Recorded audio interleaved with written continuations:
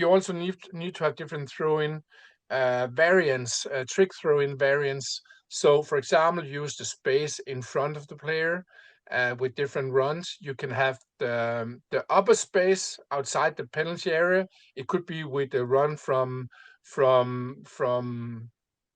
how can you say a central defender or even a fullback. And I saw you highlighted one of the long throwing goals we had with FC Midtjylland, where Joel Anderson he ran a full speed run from up the pitch down past Mads Beck.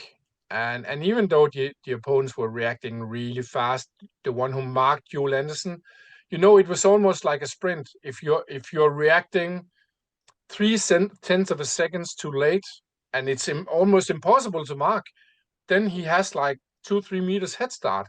So it was actually good defending by the opponents, but because it was so well worked in training, he got that really great cross, and then we scored after it. So again, you need to have many different variants built up.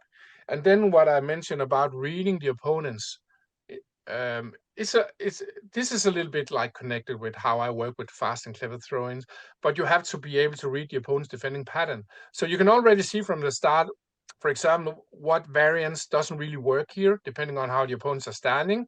But you can also see what is open now.